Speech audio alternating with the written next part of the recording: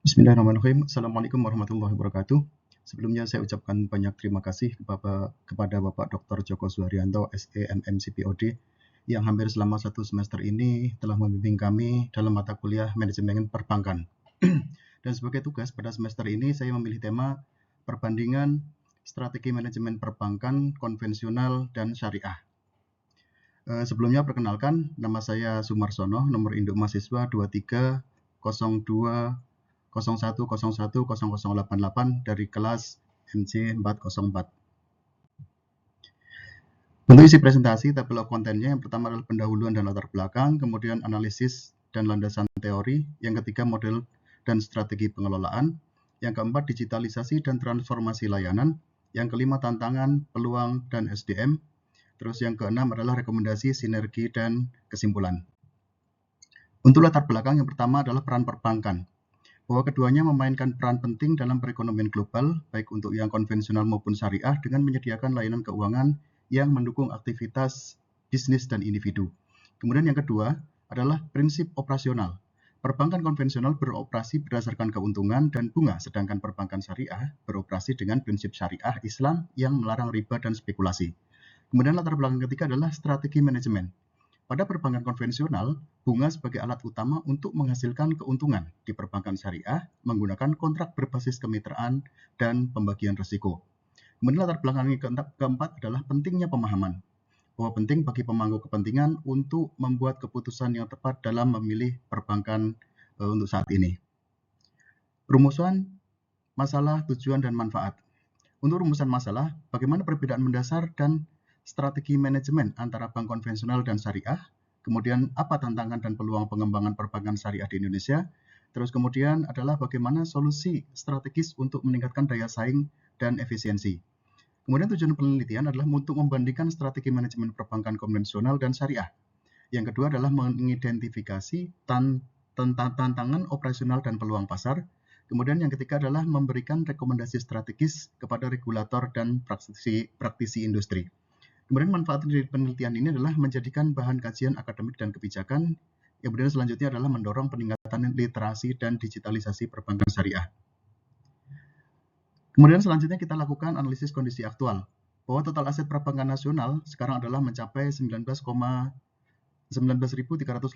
triliun. Kemudian market share-nya untuk bank konvensional mencapai 88% dan bank syariah, bank umum syariah 7,5%. Kemudian pertumbuhan aset tahunan untuk konvensional adalah 9,6% untuk tahun 2023 dan syariah 14,4%.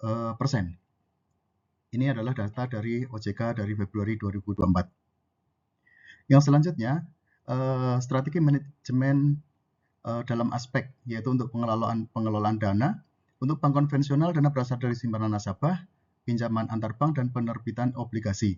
Sedangkan perbankan syariah, dana dari simpanan berbasis bagi hasil atau mudorobah dan simpanan wadiah atau titipan. Kemudian juga menyalurkan dana melalui pembiayaan berbasis kemitraan atau musyarakah dan jual beli atau murabahah.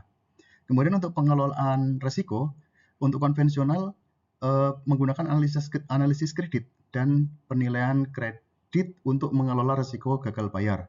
Kemudian selanjutnya adalah menggunakan instrumen derivatif dan diversifikasi portofolio untuk mengelola risiko. Sedangkan untuk perbankan syariah, di sini adalah menggunakan prinsip bagi hasil dan pembagian risiko antara bank dan nasabah untuk mengelola risiko pembiayaan. Dan selanjutnya adalah untuk produk pembiayaan.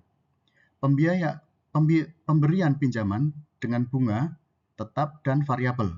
Kemudian pembiayaan untuk pembelian aset dan pembayaran cicilan. Sedangkan untuk perbankan syariah, pembiayaan jual beli dengan margin keuntungan yang disepakati.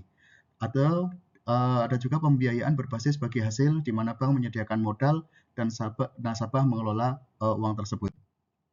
Ini adalah perbedaan model pengelolaan kalau dibedakan antara bank konvensional dan syariah.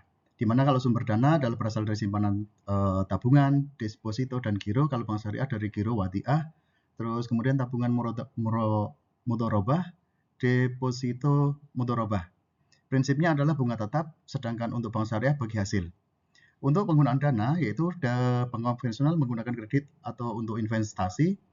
Kalau untuk bank syariah adalah pembiayaan jual beli bagi hasil dan sewa. Ini adalah beberapa resiko. Kalau untuk kredit macet, untuk bank konvensional itu risikonya tinggi, bank syariah rendah. Untuk suku bunga sangat rentan kalau bank syariah tidak relevan, karena dia syariah. Untuk likuiditas rentan terhadap penarikan massal, kalau syariah lebih stabil karena prinsip wati'ah dan mudharabah. Untuk operasionalnya sedang, dan untuk bank syariah itu tinggi karena kompleksitas alat. Kemudian analisis kritis. Untuk bank syariah harus memenuhi prinsip syariah selain profitabilitas. Jadi bank syariah tidak hanya berfokus pada profitabilitas, tetapi juga memenuhi prinsip-prinsip syariah Islam.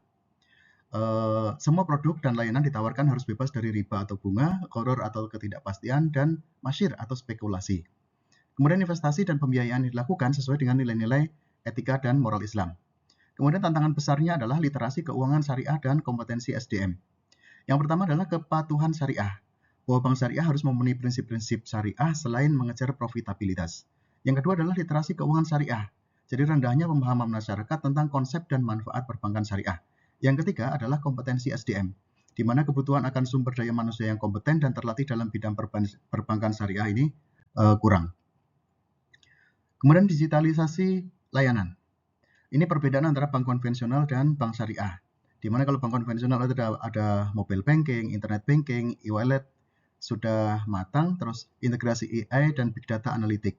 Untuk bank syariah masih tertinggal dalam adopsi teknologi ini. Terus kemudian potensi besar fintech syariah seperti Alobank, JAI, dan Link Ajar Syariah. Kemudian untuk perbedaan untuk produk sistem pembiayaan. Untuk pinjaman, kalau konvensional itu untuk kredit konsumsi, modal kerja, kalau syariah pembiayaan murabahah, ijarah, dan qard. Untuk investasi, di sini kalau konvensional menyediakan deposito berjangka. Untuk bank syariah adalah tabungan mudharabah, kemudian sertifikat deposito syariah.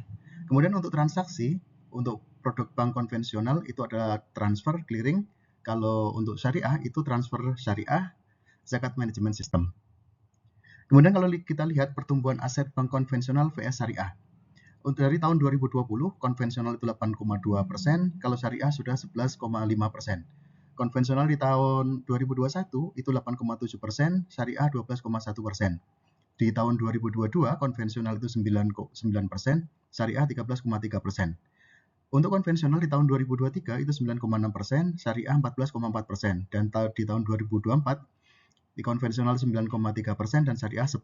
Ini adalah tabel untuk memudahkan perbandingan atau komparasinya. Kemudian tantangan operasional untuk bank syariah.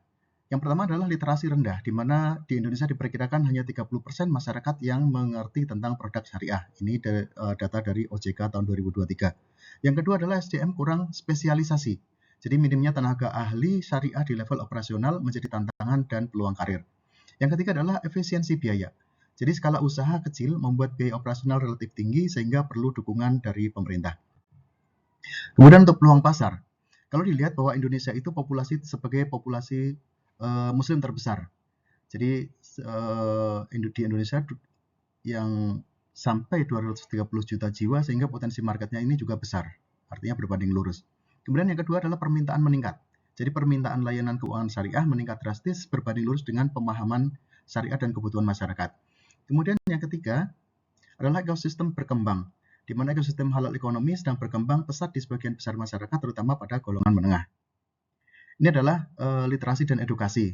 Itu yang pertama adalah kampanye publik melalui media sosial dan TV. Berikut penjelasannya. Terus kemudian adalah program edukasi di sekolah dan universitas. Kemudian yang ketiga adalah kolaborasi dengan lembaga keagamaan.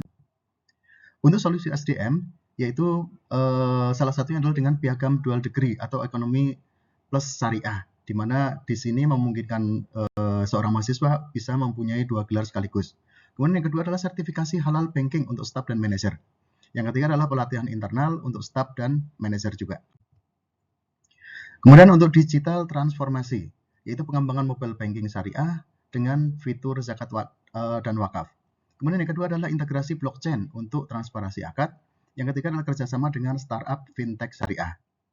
Untuk rekomendasi regulator dan sinergi, di sini diperlukan insentif pajak ya untuk bank syariah. Terus kemudian relaksasi regulasi merger dan akuisisi. Yang ketiga adalah peningkatan infrastruktur sistem pembayaran syariah. Ini untuk OJK dan BI. Kemudian untuk sinergi antar sektor, di mana di sini perlu adanya sinergi bank syariah dengan BUMN atau BUMD. Terus kemudian bank syariah dengan ekosistem halal seperti fashion, pariwisata, dan makanan. Jadi kesimpulannya, yang pertama adalah prinsip syariah bahwa bank konvensional menggunakan sistem bunga, sedangkan bank syariah menerapkan prinsip syariah yang melarang riba dan menggunakan akad dengan sesuai hukum Islam. Kemudian dari produk layanan, bank konvensional berbasis bunga, sedangkan untuk syariah berbasis bagi hasil, jual beli, dan akad syariah sesuai seperti mudharabah dan murabahah. Kemudian dari pengawasan, bank konvensional diawasi oleh OJK, namun untuk bank syariah selain diawasi oleh OJK dan BI, diawasi juga oleh Dewan Pengawas Syariah untuk memastikan kepatuhan syariahnya. Kemudian dari tujuan, bank konvensional fokus pada profit maksimal, sedangkan bank syariah menyeimbangkan kebutuhan dengan nilai keadilan keberkahan. Kemudian sasaran nasabah, bank konvensional dapat digunakan siapa saja, sedangkan bank syariah lebih cocok bagi nasabah yang ingin menjalankan prinsip agama dalam aktivitas keuangannya. Demikian, ini adalah referensi yang saya tampilkan untuk makalah ini. Terima kasih. Assalamualaikum warahmatullahi wabarakatuh.